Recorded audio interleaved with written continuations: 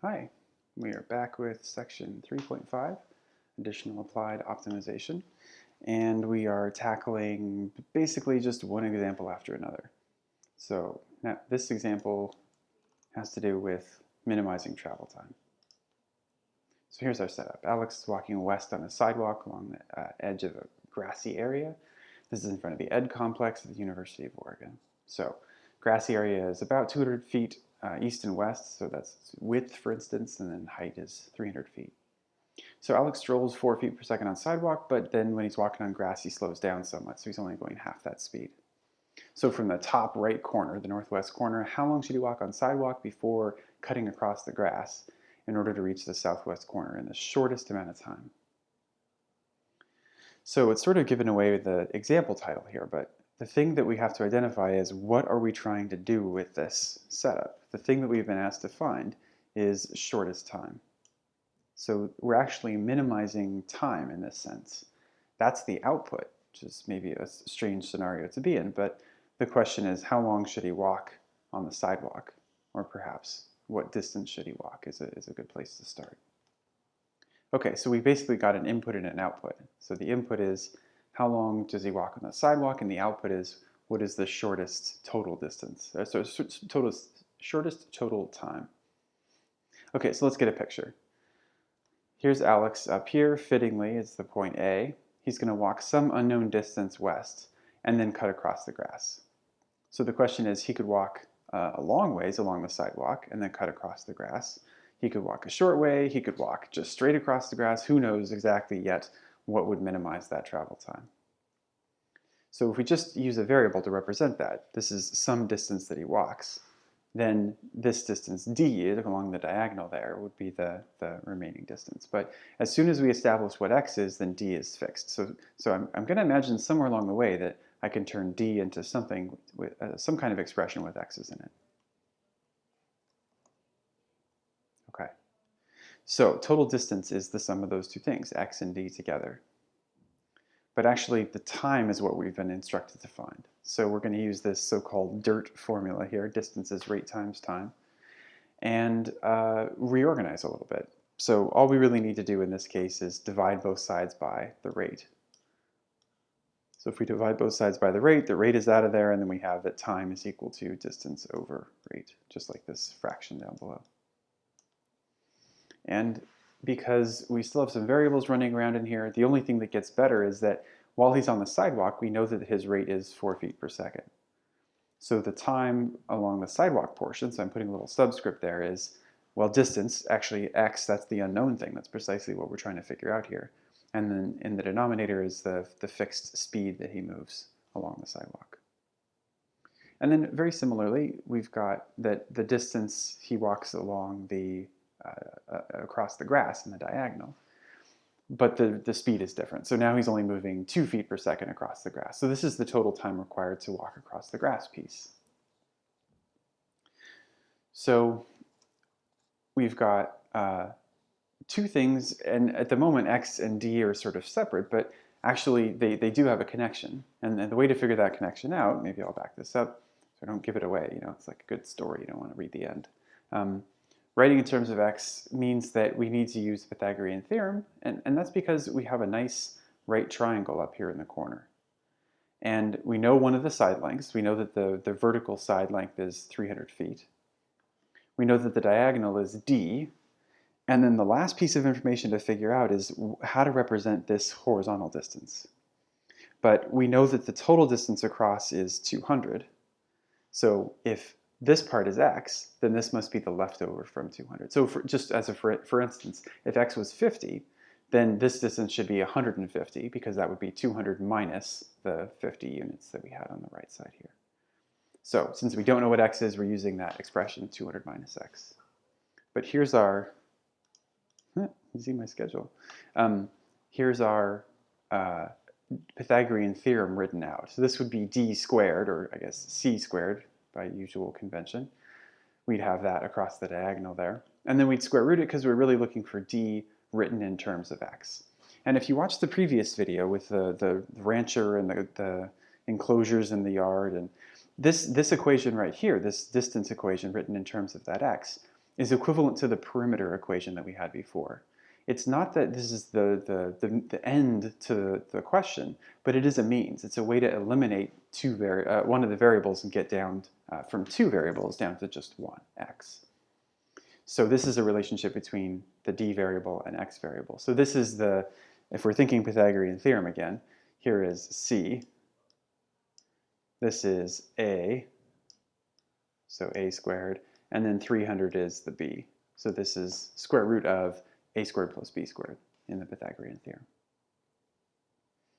And then just building in the fact that the time is actually really the important part. The time is distance over 2, so it's this whole thing we just came up with over 2. So this whole expression is distance right there. Okay, so the thing that we're actually trying to minimize is total time. So let's get our function. So here are the two pieces put together. This is time 1 and time 2.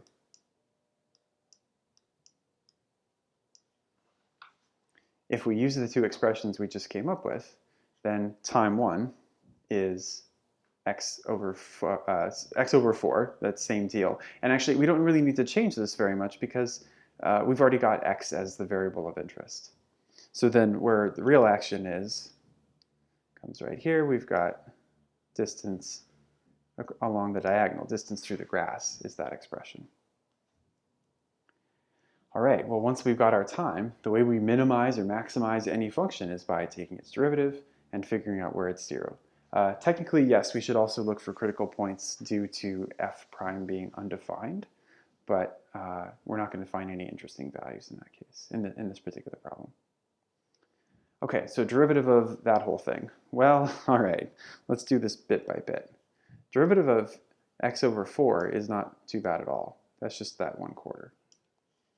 The rest of this takes a little bit of effort, though. So everything else is from this fraction. So first of all, let's say, okay, we're pulling out a 1/2. So let's not make quotient rule out of what is already a mess here, and just say, look, we've got a constant in the bottom. Dividing by 2 is the same as multiplying by 1/2. So we'll just leave that guy out. Okay, so the rest. This is a bunch of stuff to the 1/2 power.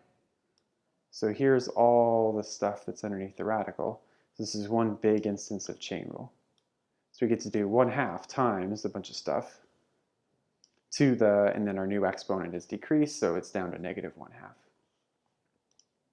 But if you may already be thinking about this is going to involve chain rule. All the blue stuff in here got ignored when we did power rule, so we have to tack on the derivative of this inside stuff.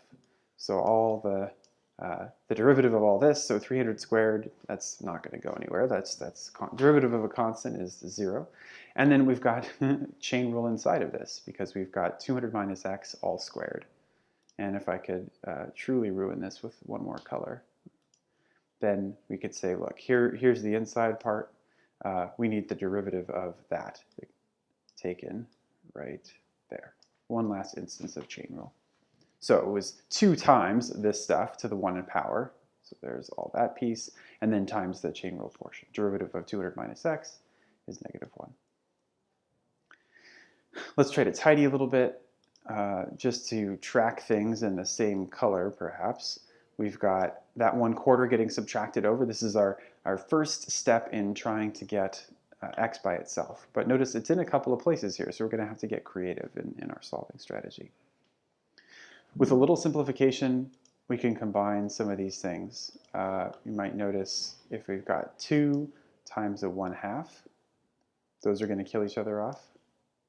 Since this 2 is actually a factor of this whole big monstrous thing, and so is the 1/2, those are going to kill each other off. So we still have the 1/2 out in front here.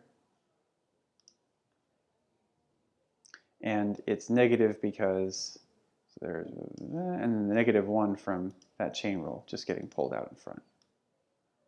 So same deal there. And then everybody else is the same. We still have 200 minus x. We still have all this stuff to the -1/2 power. All right, we're on our way. Continuing to move stuff around, if we go back just a sec, the next thing that we'd probably want to do is get rid of this -1/2 factor. If we multiply both sides by -2, we get just 1/2 on the left side, and no other constants getting multiplied to this whole big deal. Then, this is in the denominator, and maybe we could, because of this negative exponent, so maybe we could employ the everybody hates fractions policy and multiply both sides by the square root of all this junk. That's going to make this all disappear from the left side and give us that same power 1/2 on this on the right side, since we had to treat both sides the same, multiply both sides by the square root of all that nonsense. Okay, so the advantage of this is that I would really like to get this square root, this x out of the square root.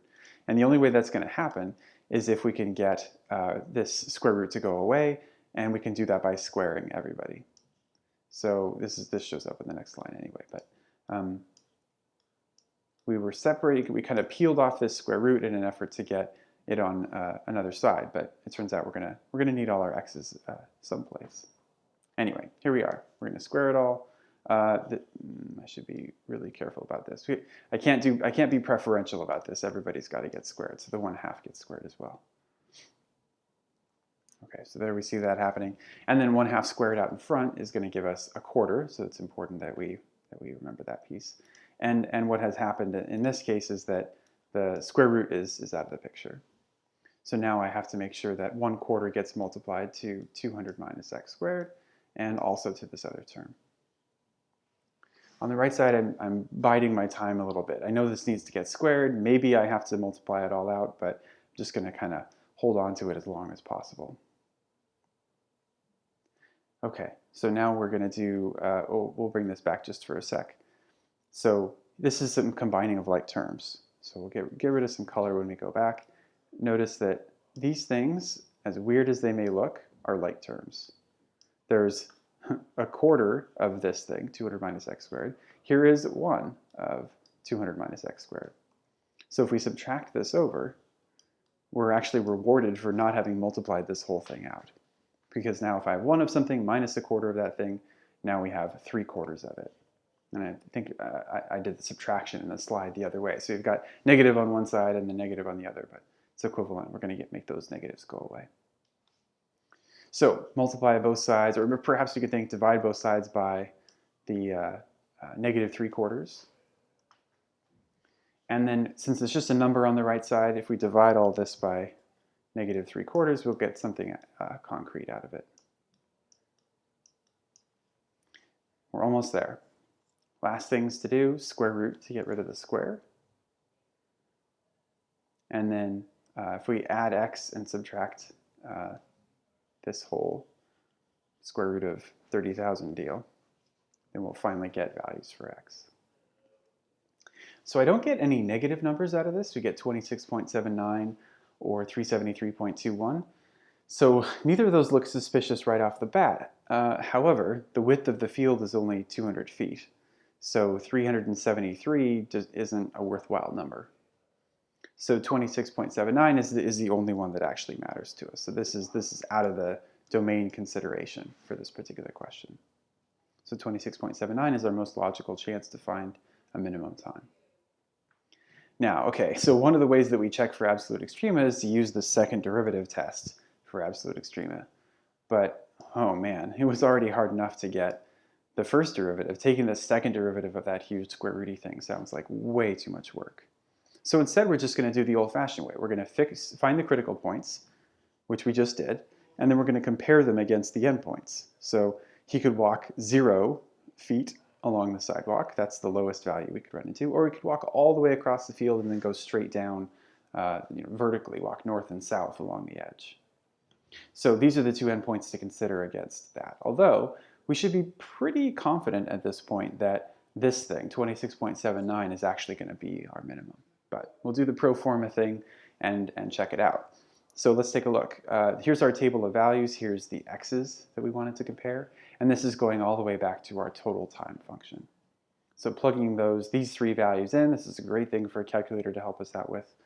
I think it seems clear, although it's not by much. This actually is the lowest value. So we're confirming that's an absolute minimum. And just conclusion in words, so if he walks for about 26.79 feet and then goes southwest straight to the southwest corner, then he'll spend that minimum time, which is about 179.9 seconds walking. Okay, so that's it for that one. We'll be back with one more business/econ related example from this section. Thanks for watching.